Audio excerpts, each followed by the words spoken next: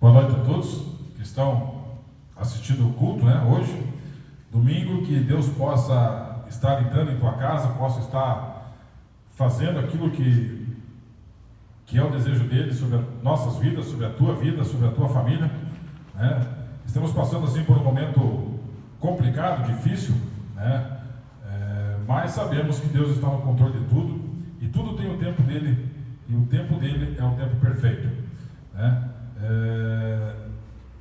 Esses dias, essa semana, eu vi algumas frases, e uma delas me chamou a atenção e falava assim: era uma conversa entre Deus e o diabo questionando Deus.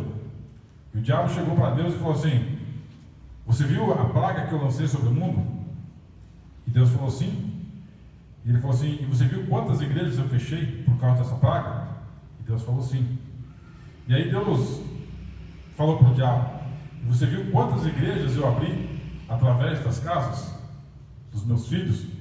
Então a tua casa hoje é uma igreja, é uma extensão da igreja para a palavra de Deus. Que Deus possa habitar na tua casa, possa fazer morada e possa fazer a transformação necessária.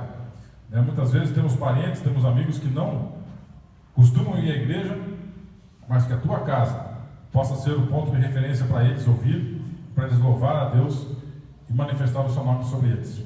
Que o teu Espírito Santo, o Espírito Santo de Deus, possa habitar em nossas casas e que você permita que Ele faça morada nela. E nessa noite eu quero ler com os irmãos alguns versículos que estão no livro de Salmos, capítulo 34, que vai do versículo 1 até o versículo 3. E lá diz assim: eu sempre darei graças a Deus, o Senhor, e o seu louvor estará nos meus lábios o dia inteiro.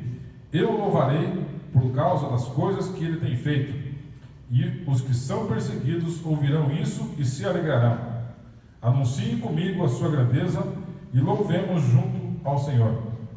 Então, independente da situação em que estamos passando, independente da situação em que vamos passar, sabemos que temos um Deus que tudo pode, um Deus que nos cuida, que nos guarda e que sempre estará conosco, independente da situação.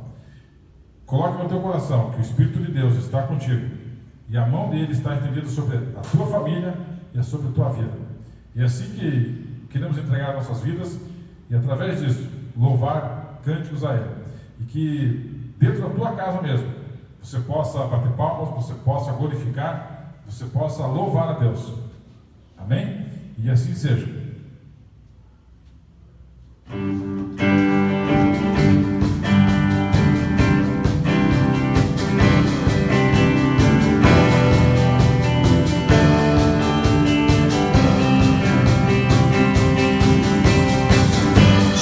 Está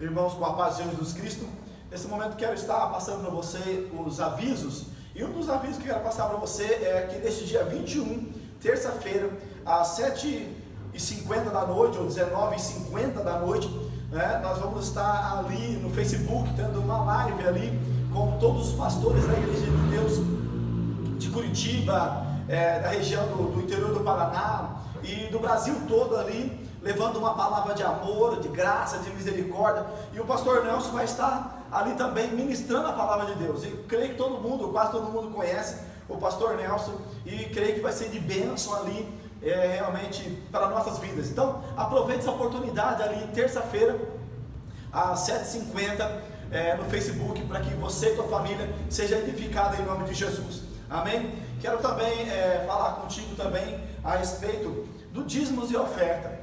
O desafio aí para nós sermos dizimistas fiéis, apesar de estarmos nessa dificuldade da pandemia, de todas as coisas que nos rodeiam aí, quero desafiar você, ser fiel no teu dízimo, na tua oferta, porque a Bíblia diz, ou Jesus nos diz, que quem é fiel no pouco, no muito ele colocará, mas quem não é fiel no pouco, no muito não contemplará. Então, que nós possamos ser fiel no pouco, no muito, que nós possamos ser pessoas realmente que entendem a nossa responsabilidade diante da obra do Senhor, com essa questão de contribuirmos para o reino de Deus, e que Deus continue falando ricamente contigo, em nome de Jesus.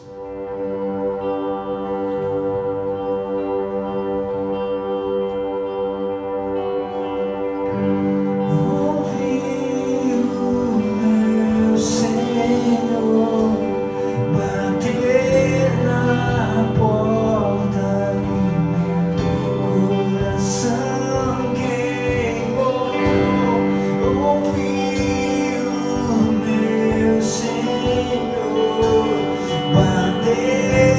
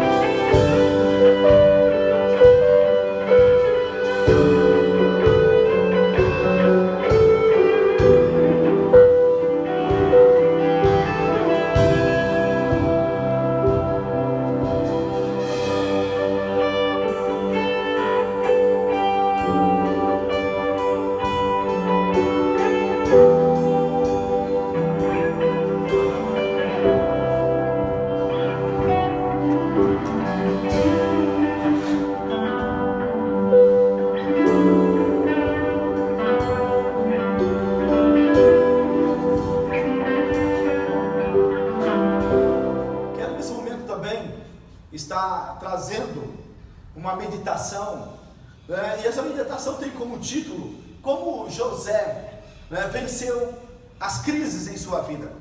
E realmente esse está o momento aí, o momento que nós estamos vivenciando é um momento de crise. Tudo fala-se em crise, Tudo é crise na saúde, é crise na questão da financeira, é crise na bacia hidrográfica, onde que nós não estamos contemplando chuva aí, e é crise de todos os lados, seja ela em qual aspecto.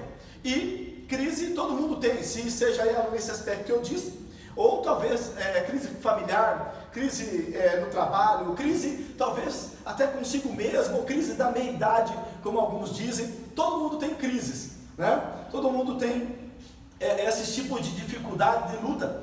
E o questionamento nessa noite é como José venceu essas crises. Porque se nós olharmos para a vida de José, ele teve vários momentos na vida dele de dificuldade, de muitas lutas, de muito questionamento. E a história de José começa ali em Gênesis, capítulo 37, Gênesis capítulo 37, onde então narra a história de José. E José, como nós sabemos muito bem da história de José, ele era o filho amado, de Jacó. Ele era o filho amado, o filho da sua velhice, o filho que foi concebido através de um amor que ele tinha para com a sua esposa. E esse filho então, José, tinha outros irmãos. Ele tinha outros irmãos, e esses outros irmãos eram um total de 10 irmãos, E esses irmãos então, entre eles havia uma dificuldade, havia uma rixa entre eles, havia uma perrenga entre eles. Por quê? Porque José, como eu estou dizendo, era o filho amado. Daqui a pouco nós iremos confirmar essa questão. E qual foi as dificuldades que José enfrentou? Primeira, a dificuldade que ele enfrentou. A primeira dificuldade que ele enfrentou, ele foi vendido pelos seus irmãos. Ele foi vendido como escravo para uma terra distante. E isso se encontra ali em Gênesis 37, versículo 18 ao 28. Nós não vamos ler todo esse trecho, mas você pode acompanhar aí, porque senão a gente vai se delongar demais aí. E isso você pode ler com calma, com atenção, aí na sua casa nesse momento. Então, em Gênesis 37, 18 ao 28, fala então a respeito desse fato de José ter sido vendido. Mas surge outro questionamento: por que José foi tão odiado pelos seus irmãos? Por que seus irmãos odiavam José? Primeiramente, porque ele era um jovem com sonhos. Ele era um jovem com sonhos, com visões, e ele era considerado pelos seus irmãos como um jovem sonhador. Versículo 19 ali, versículo 19, nós podemos ver essa questão aí, que diz assim: disseram uns aos outros, lá vem o sonhador, certo? E isso se confirma também ali no versículo 5 em diante, quando ele relata os sonhos que ele tinha aos seus irmãos. E diz ali: José teve um sonho e contou aos seus irmãos. E que tipo de sonho que José tinha? O sonho de José é que ele, os sonhos, ele estava se colocando numa posição mais elevada do que os seus irmãos e do que até o seu próprio pai. E isso criava uma revolta entre eles, criava um ódio, uma raiva contra José. E aí o interessante também que eu quero compartilhar com você é esta questão de José ser um sonhador. E infelizmente as pessoas que estão aí em torno de você, em torno de mim, em torno de nós, elas infelizmente não ficam felizes quando a gente tem sonhos. As pessoas infelizmente não se alegram quando a gente tem sonhos, tem visões, no sentido de ser grande, no sentido de ser vitorioso, no sentido de ser uma pessoa melhor em todos os aspectos, seja ele financeiro ou espiritual. Infelizmente tem algumas pessoas que ficam bravas ou ficam nervosas porque você é um sonhador. E os irmãos de José realmente ficavam bravos com isso, ficavam com raiva a respeito dessa questão de José ser um sonhador. E o que eles decidiram fazer então? Decidiram acabar com o sonho de José, ali no versículo 20, e disseram assim: vinde agora, matamo-lo e lançamo-lo numa destas cisternas. E diremos, um animal selvagem o devorou, e veremos então que será dos seus sonhos. Olha para você ver então a maldade no coração dos irmãos de José. Eles queriam então eliminar com José e os seus sonhos. E quantas pessoas têm esse desejo, essa vontade de eliminar com os teus sonhos? Quantas pessoas têm desejo de acabar com os teus sonhos, com a tua visão, com aquilo que você almeja alcançar? Infelizmente tem muitas pessoas que se levantam como adversário, ou talvez o próprio diabo também se levanta como adversário para você não ser vitorioso e não conseguir vencer no meio da crise, não conseguir sobressair no meio das dificuldades. E assim estavam os irmãos de José. Por quê? Porque, como eu disse ali no versículo 3, ele era amado por Jacó, né? Ele era amado por seu pai. E isso trazia entre os irmãos esse tipo de rancor e de raiva. Mas aí eu quero dizer para você uma coisa, meu amado: não se preocupe. Quando Deus tem um sonho para a tua vida, quando Deus tem um propósito para a tua vida, quando Deus tem um sonho para realizar na tua vida, não se preocupe. Não se preocupe, quem levantará-se contra você? Deus sempre lhe dará um escape. Deus sempre lhe dará a oportunidade de você contemplar o sonho de Deus, de contemplar as vitórias que Deus tem preparado para você, em nome de Jesus.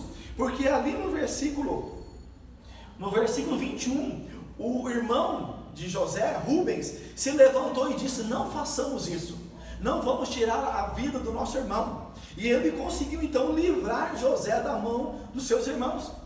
E ele foi lançado na cisterna, como, né, nós podemos olhar no texto aí.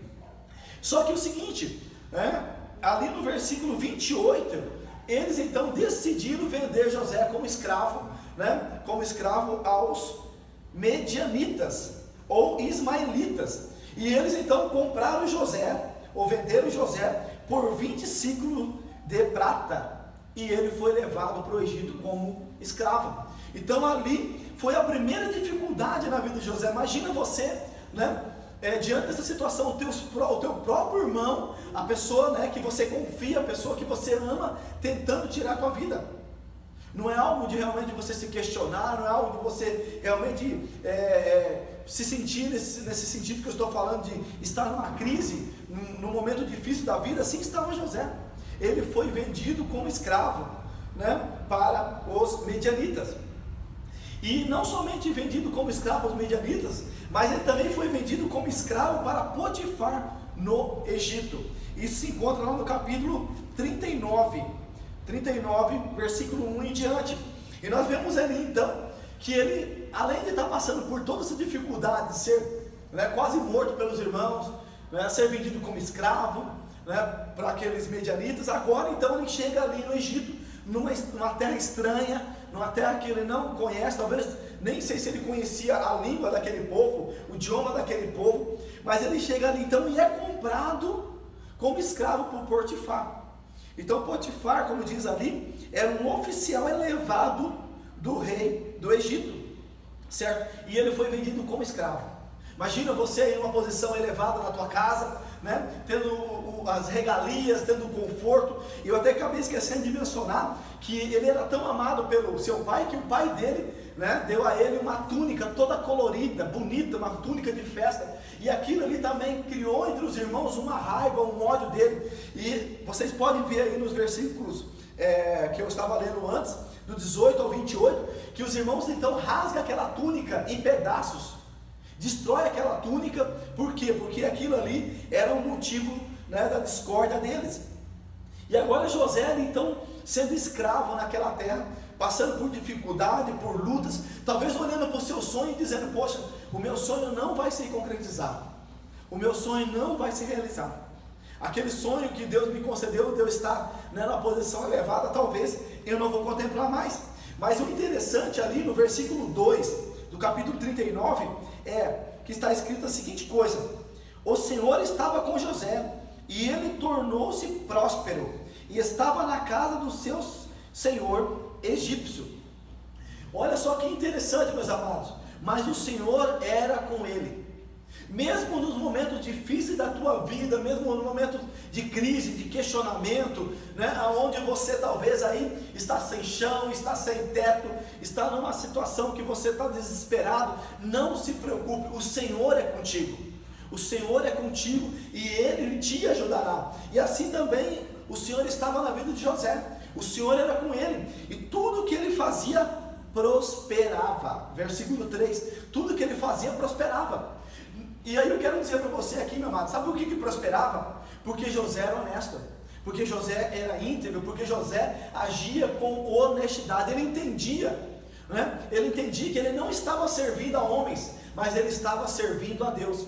Aí eu te pergunto, quando você vai fazer um serviço para alguém, você vai realizar uma obra para alguém, seja na igreja, qualquer aspecto que for, você já se questionou que você não está fazendo para homens, mas você está fazendo para Deus? Assim era a concepção de José. José entendia que aquela situação na qual ela estava era para glorificar a Deus, é para que Deus pudesse ser glorificado através da vida dele. E ele fazia então o seu serviço ali, né, na casa de Potifar, com amor, com esmero, com dedicação, e ele se empenhava, e tudo que Potifar tinha prosperava. E você pode ler aí, continuar lendo, que nem Potifar sabia o que ele tinha. Entenda isso, nem o próprio senhor dele, né, tinha noção de quanto dinheiro ele tinha, o que ele tinha, porque tudo estava na mão de José. José cuidava de tudo, e José era honesto, íntegro, reto. E mesmo com toda esta honestidade, com esta questão de ser íntegro, nós vemos então que de novo, quando as coisas estavam começando a melhorar na vida de José, porque ele não era mais simplesmente um escravo, ele era talvez um copeiro-chefe, um mordomo, uma pessoa que estava numa posição mais elevada na casa de Potifar. Quando as coisas pareciam que estavam melhorando a vida de José, adivinha o que acontece? Acontece então, que a mulher de Potifar tenta ter relações com ele, mesmo ele sendo um homem íntegro, reto em tudo, como diz ali no versículo 7, diz assim, depois dessas coisas a mulher de seu senhor pôs os olhos em José, mesmo ele sendo íntegro, reto, honesto, a mulher de Potifar olhou para ele e falou: nossa, esse cara é bonito demais, senhor. Nossa, esse homem é bonito demais, eu me apaixonei por ele, e infelizmente, amado, quero dizer para você, hein? Quando alguém se apaixona é complicado, não é não? Quem já viveu isso? Eu nunca vivi algo nesse sentido, não quero viver também não. Esse amor doentio, já ouviu falar do amor doentio? Era o que a mulher de Potifar tinha, era um amor doentio. Ela queria ele de todos os jeitos, ela tentava de todos os jeitos, ter relações com José. Imagine aí você conviver com uma pessoa, ou estar com uma pessoa possessiva, que acha que você é propriedade, que você pertence a ela ou pertence a ele. E assim era a mulher de Potifar. Ela tentava de todos os jeitos ter algo com José. E nós vemos então, ali no versículo 7 em diante, que José sempre tentava fugir da presença dela, porque sempre ela estava no pé dele dizendo: e aí, ô bonitão, e aí, eu quero você aí, nós vamos fazer o quê? Vamos dar um jeito nessa questão. E sempre ele achava um jeito para sair. Mas ali no versículo 12 não teve jeito. No versículo 12 diz assim: e ela o pegou pela capa, dizendo: deita-te comigo. Mas ele deixou a sua capa nas mãos dela e fugiu, escapando para fora. Então, para você entender, amado, ela mandou todos os funcionários saírem da casa, e quando ele chegou para trabalhar, olhou de cara para quem? Para a mulher de Potifar, só ele e ela na casa. E ela falou: não tem para onde você fugir, ou você se deita comigo, ou nós vamos resolver isso. E ela agarrou ele, e como nós vimos aqui, ele fugiu e deixou a sua capa. Olha algo que interessante que eu não tinha pensado aqui, amado. Eu não tinha pensado nisso, estou pensando agora. É a segunda vez que está mencionando a questão da capa, É a segunda vez. A primeira vez foi quando os irmãos tirou a capa dele e rasgou. E agora a mulher de Potifar então toma a capa dele e coloca a capa dele ali e diz: olha, este homem aí tentou me agarrar, este homem tentou me violentar, este homem tentou ter algo comigo e eu não quis. Novamente essa questão da capa. E aí vem algo ruim na vida de José. Ele foi preso e ele foi preso ou acusado por ter assediado, tentado ter relações com a esposa de Potifar. Está ali no versículo 20 do 39, diz assim: então o senhor de José o tomou e lançou no cárcere, no lugar em que os presos do rei estavam encarcerados. Mas enquanto José ficou ali no cárcere, aí continua, né? Daqui a pouco eu vou falar sobre isso. Então, para você ver de toda a integridade, honestidade, bondade que José praticava, ele recebeu o que? Recebeu o mal. Imagina você agora sendo uma pessoa íntegra, reta, honesta, fazendo a coisa certa, e você recebe o que? Recebe o mal. Não é de se questionar, dizer, Deus, por que isso, né? Deus, por que o Senhor está permitindo isso na minha vida? Eu estou sendo íntegro, reto, honesto, estou sendo uma pessoa bondosa, estou praticando o bem, estou fazendo o bem, e estou recebendo o mal. Não é de se questionar, não é de se entrar em crise, ou de ficar em crise, porque de tudo que José estava fazendo de bom, ele recebe algo ruim na vida dele, e ali ele vai preso então. Mas olha o que acontece então no versículo que eu estava lendo aqui, né? O 23, no versículo 23, ou no 21, perdão, no 21. E o Senhor era com ele, e estendeu sobre ele a sua benignidade, ele concedeu a graça aos olhos do carcereiro. E aí continua, né? Dizendo que o José então conseguiu, no meio daquela situação difícil na vida dele, ele continuou sendo um homem agraciado por Deus, e não somente isso, um homem realmente que tinha alegria no coração. Por quê? Porque ele podia se enclausurar ali, ele podia entrar em depressão, ele podia, né, se questionar sobre tudo que estava acontecendo na vida dele, mas ele continuou acreditando nas promessas de Deus na sua vida. Ele continuou crendo que Deus tinha um propósito na vida dele, e Deus então começou a achar graça, né, ou derramar graça sobre ele. E o carcereiro então, né, deixou tudo na mão de José. Tudo José era responsável ali no cárcere. Ele abria o cárcere, ele dava comida para os presos, ele ficava responsável por tudo que havia ali, e o carcereiro não sabia de nada que estava acontecendo. Por quê? Porque novamente estou dizendo, José era um homem íntegro, e ele não desistiu dos sonhos de Deus, ele não desistiu, né? Ele teve fé e acreditou que os sonhos de Deus estavam se manifestando na vida dele. E aí nós vemos então que ali, quando ele estava cuidando do cárcere, apareceu duas pessoas importantes no cárcere, certo? Apareceram duas pessoas importantes ali no capítulo 40, onde nós vemos então o copeiro-chefe e o padeiro-chefe, que foram presos no mesmo dia, e eles estavam ali sob o cuidado de José. E o interessante é que cada um deles teve um sonho, certo? Eu não vou entrar em detalhes do sonho aqui, para a gente não demorar demais, demorar demais, mas cada um teve um sonho, e José interpretou o primeiro sonho, que foi do copeiro-chefe, certo? Vocês podem acompanhar ali no capítulo 40, e ele então deu a interpretação dizendo, olha, você vai ser restituído na presença do rei, e você vai estar ali servindo o rei, né? Você estará estendendo o copo, né, nas mãos do rei. E ele então, o carcereiro falou, poxa, teu sonho é bom, eu gostei. E quando quando o padeiro-chefe ouviu isso, ele disse, poxa, eu vou contar meu sonho também. E aí ele contou todo o sonho para José, e José falou, infelizmente, olha, você, né, vai ter a tua cabeça decepada, e, né, você não vai ser restituído mais na presença do rei. E isso também aconteceu. E o padeiro-chefe então foi decapitado, morto. E antes do copeiro-chefe sair, José disse, ó, lembra de mim, tem até uma música, lembra de mim, né? Lembra de mim quando estiver no paraíso, lembra de mim. E aí foi-se embora o copeiro na presença do faraó, né? E passou-se muito tempo, talvez passou um ano, eu não sei o tempo que passou, certo? Mas passou um tempo, e o rei do Egito, o faraó, teve um sonho, e ele teve um sonho que o perturbou mesmo. Está ali no 41, no capítulo 41, onde se relata o sonho então de faraó, que ele sonhou que havia 7 vacas gordas, e essas 7 vacas gordas, do lado delas tinha 7 vacas magras, e essas vacas magras então comem as gordas, e elas continuam do mesmo jeito. E ele acordou desesperado e teve outro sonho, está ali no capítulo 41. E no outro sonho que ele teve, ele sonhou que surgiu 7 espigas bem bonitas, né, parrudas, gordas, né? E também surgiu outras bem magras, bem secas mesmo. E essas então, espiga magra, comem as gordas, e continua do mesmo jeito. Ele acorda e quer a interpretação do sonho. E ninguém podia interpretar o sonho. Aí finalmente então o copeiro, finalmente o copeiro chefe lembra de José. Lembra de José e fala: olha, eu conheço um homem. E este homem aí interpretou meu sonho, e ele pode interpretar também o teu sonho.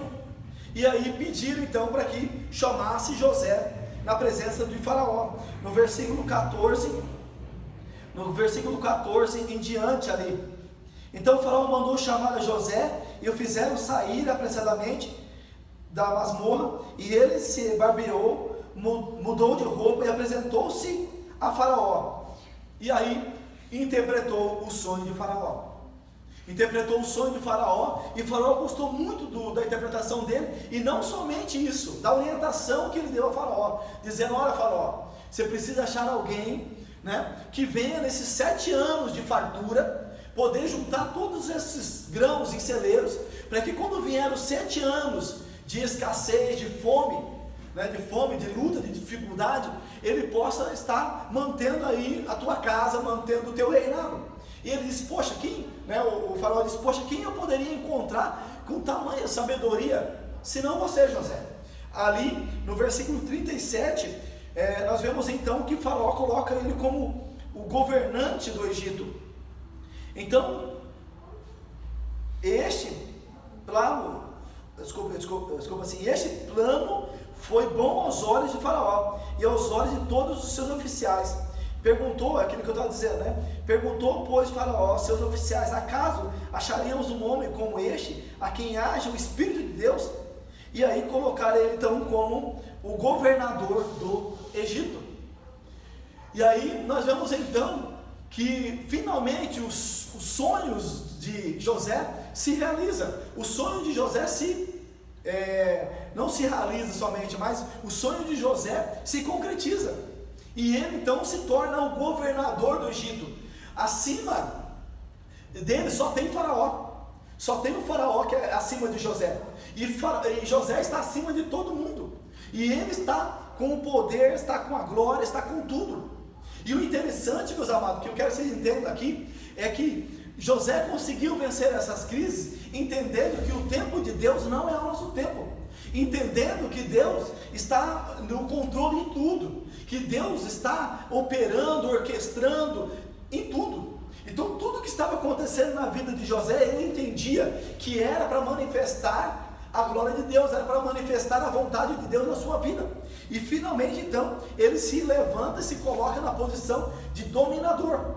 E o interessante também em tudo isso é que nós podemos observar que mesmo ele no poder, quando os irmãos dele, você pode observar ali nos capítulos que se seguem, quando os irmãos dele vêm até ele para comprar alimento, pois a terra estava passando por dificuldade, ele se manifesta aos irmãos e perdoa os irmãos, abraça os irmãos, entende ou mostra para os irmãos que tudo aquilo ali era para a glória de Deus, era para que acontecesse algo, ou que viesse a acontecer isso aí que eles estavam contemplando, Deus se manifestando desta forma para que a sua família pudesse ser salva, protegida e guardada. Então nós precisamos entender, meus amados, mesmo quando Deus nos colocar numa posição elevada, nós não venhamos estar usando essa posição elevada para pisar os outros, para ser melhor do que os outros, mas sim demonstrando o amor, a graça e a misericórdia de Jesus Cristo, pois é para isso, é para isso que nós estamos vencendo, ou que nós iremos vencer as crises. Então que você possa, em nome de Jesus, estar vencendo as crises, as lutas, e sabendo de que tudo isso é para a edificação da tua vida espiritual, e que tudo isso também é para que outras pessoas também possam ter a possibilidade de usar o teu exemplo, para que eles possam também vencer em nome de Jesus. Então meu desejo e minha oração, meus amados, é que você vença as tuas crises, que você vença as tuas lutas, a tua dificuldade, e que Deus te proteja, te guarde, te livra de todo o mal, porque infelizmente essa pandemia está aí, e é verdadeira, e muitas pessoas que nós conhecemos, infelizmente estão sendo infectadas, e que você seja guardada e protegida em nome de Jesus. Amém.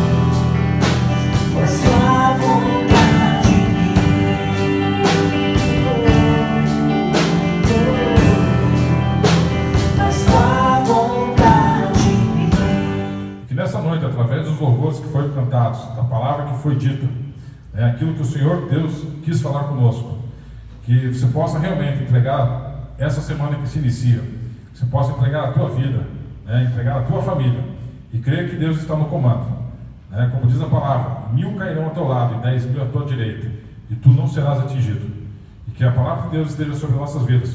Eu quero deixar alguns versículos para finalizar o nosso culto, e que essa semana seja realmente uma semana abençoada para todos nós.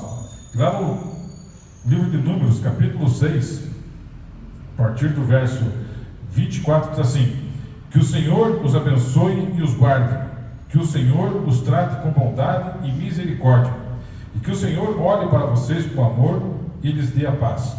E assim encerramos nosso culto, uma oração, Vamos orar a Deus.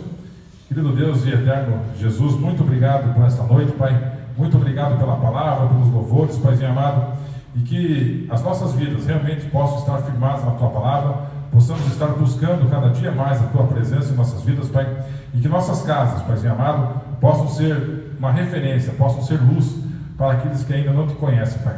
Que através dessa oportunidade de fazer o culto, Senhor Deus amado, online, que possamos abrir as nossas casas e fazer a Tua palavra, Deus amado, transformar vidas também, Paizinho amado, através dela.